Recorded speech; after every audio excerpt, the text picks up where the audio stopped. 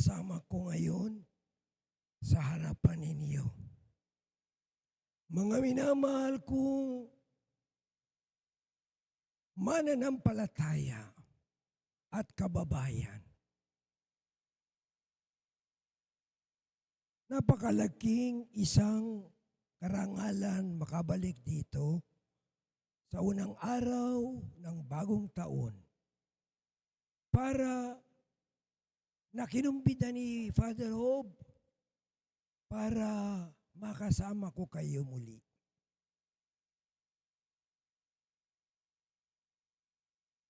At inuumpisa natin ngayon ang bagong taon sa isang dakilang kapistahan ng ating mahal na Birhen na ina. Ina ng Diyos at ina rin natin lahat.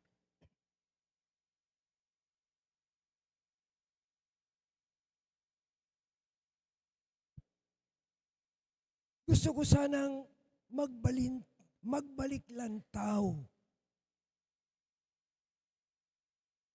sa nagdaang taon bago ko ipahayag sa inyo ang kahalagahan ng taong inuumpisahan natin at sinasama ang ating mahal na ina. Yung 2025, tawag ko dyan, what a year it was. Ito ay unang holy year ng year 2000. At ito ay taon ng napakaraming biyaya. At ang biyayang yun ay ipapadamas sa atin ng Panginoon sa pamamagitan ng pagdurusa. Blessing in disguise ang tawag ko.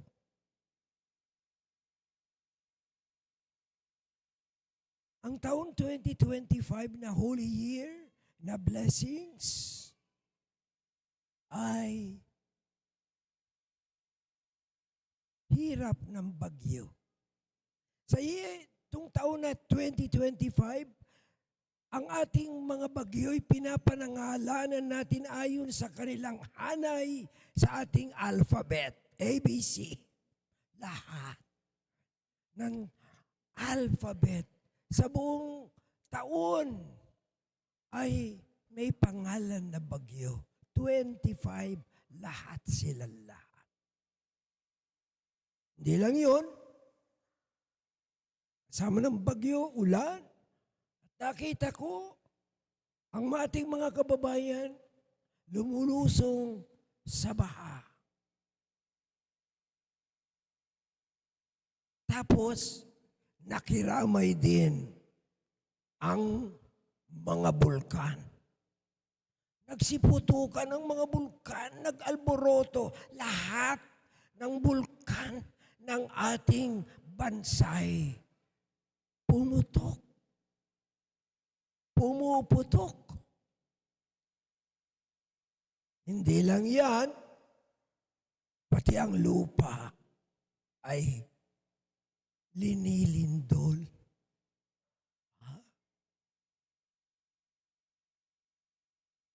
Ako'y nasa Cebu noon.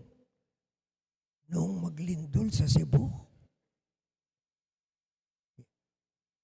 Winelcome namin ang bagong obispo ng Cebu.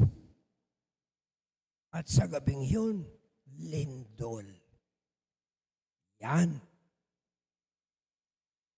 Pero ang tawag ko doon ay blessings in disguise. Bakit?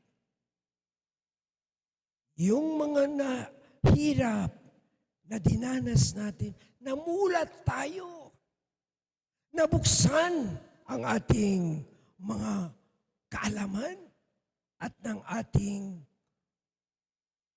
pagkakamali. Nalaman natin. At doon, kaya pala nagpaulan ng Panginoon para lumutang. Hindi lamang tayo lumusong sa baha. Lumutang din. Bakit tayo pinabaa? Purakot na katakot-takot ng mga pinili nating mga leaders. Namulat ang mga tao. At sana matuto tayo sa ating pagpili ng ating mga magsisilbing leader sa lahat ng hanay ng ating pamahalaan. Barangay up to president. Pero sa blessing na yan, ang ating bansa ay nasa, alam niyo, peligro. Saan kayo pupunta? Galit ang mga tao. Pagkatapos nun, ang mga rating ng ating mga pinuno, parang hindi natin pinaniniwalaan na 0 rating, -3. Pero, nakapagtataka na parang gawa-gawa ang mga social weather bureau, mga survey.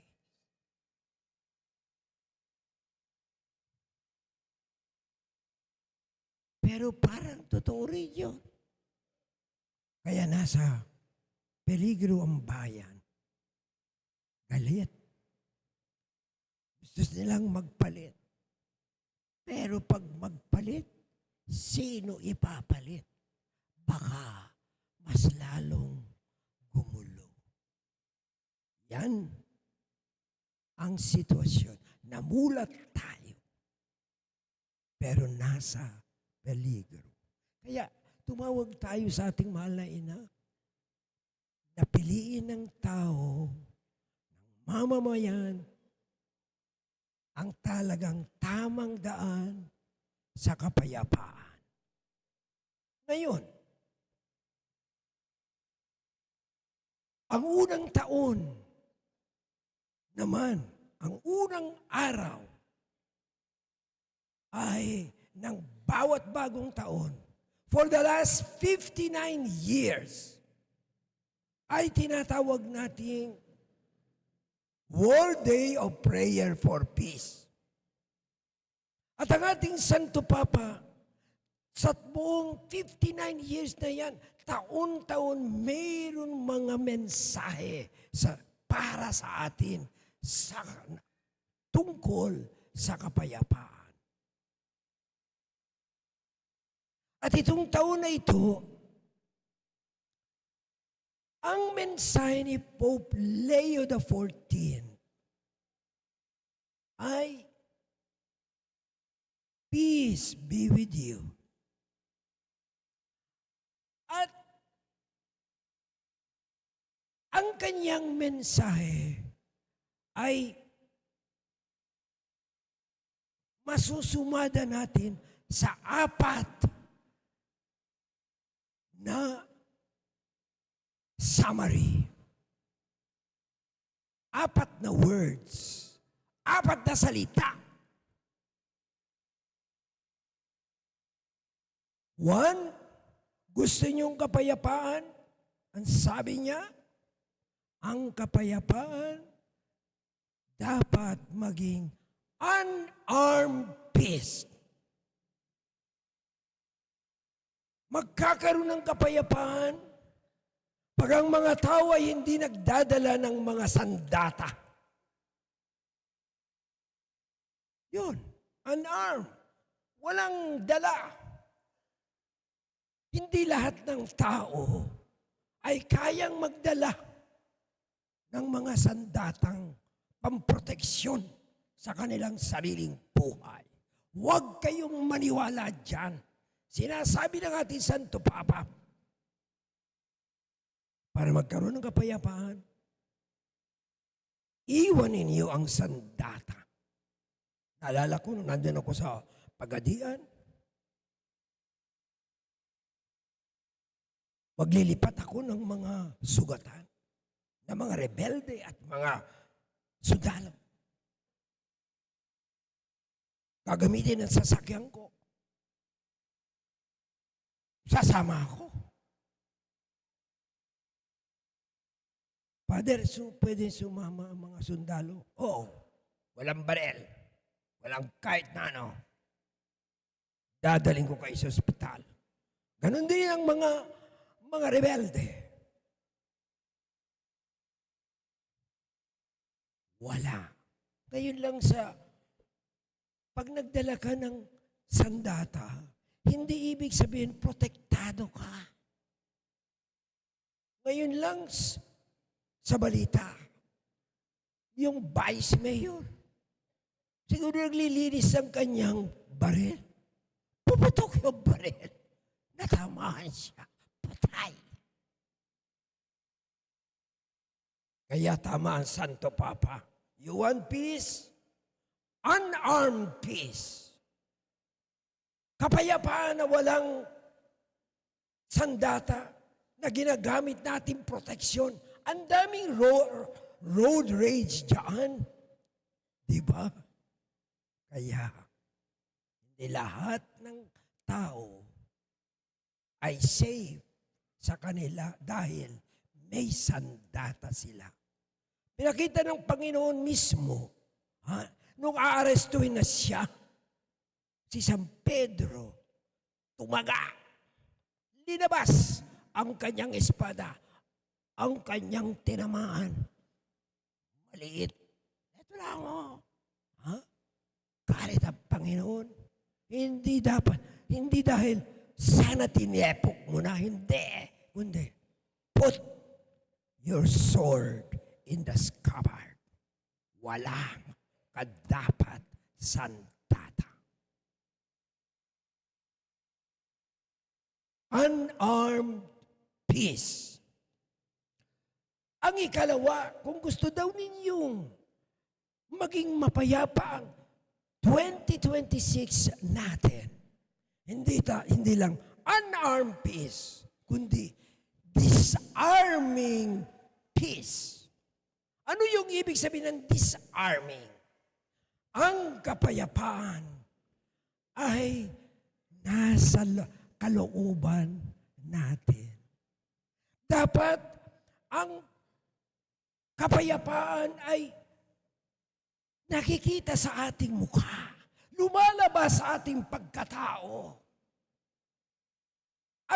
Ang ating kapayapaan, dapat ang ating pagkatao magsasabi, hey, hindi ako kaaway.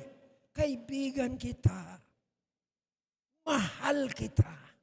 At ang ganda, pagka-disarming, ang buong personalidad ng isang tao na laging mapayapa. Lahat ay kaibigan. Lahat ay kaniyang walang kaaway. At yan, ang kapayapaan ay nasa loob natin na dapat pinalalabas ng bawat isa sa atin. Yan ang tinatawag niyang disarming. Kapag ikaw ay nasa labas at ang iyong countenance, ang iyong mukha, ang iyong lumalabas sa iyo'y, kaibigan tayo, hindi magkaaway. Nasaktan mo ako. Handa akong magpatawad kasi kaibigan pa rin kita. Peace is soothing, lumalabas sa pagkatao ng bawat isa. And yan ang biyaya ng kapayapaan na gusto pinagagawa sa atin ng ating Santo Papa. Iwan ang mga sandata sa loob ng bahay. Huwag na huwag ninyong kukunin yung mga sandata at baril na yan, maski na New Year, sapagkat mayroon stray bullet na tatamaan yan. Kung minsan, ikaw pa o ang mahal mo sa buhay ang tinatamaan ng stray bullet. Kasi may dala ka. Kung hindi ka nagdala, wala kang maaaksidente. Yan ngayon ang nasa payagan. Sinabihan tayo ng pulis, huwag na kayong magpaputok. Yan, nagpaputok pa. Meron pa rin putukan. Meron pa rin mga aksidente. Mas marami kaysa sa nakaraang taon. Kailan matututo ang mga Pilipino? Finally, ang kapayapaan ay lumalabas sa pagkatao mo. Pag yang kapayapaan, mapayapang puso't, mapayapang tao, ang pinalabas mo sa iyong mga mukha, sa iyong surrounding, wala kang kaaway at magkakapatid tayong lahat. Yan sana ang biyaya ng 2026 na kapayapaan. Kaya sa sabay ni Maria na ating ina, na nagbigay sa atin ng ating kaligtasan, hindi sa sandata, kundi sa pagmamahal. Yan ang ipadama natin sa bawat isa. Kahit na ang sitwasyon ng ating bayan ngayon ay dangerous. Kaya,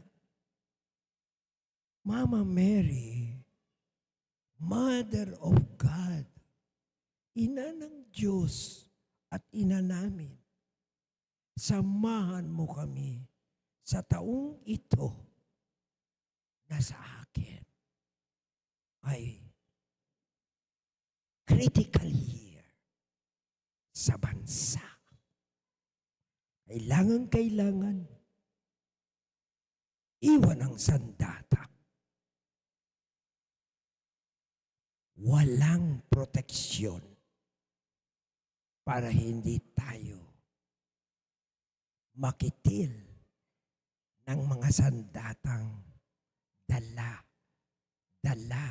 at itinatago natin. Imbes palabasin ang tunay na makapilipinong mukha. Lahat ay kasama.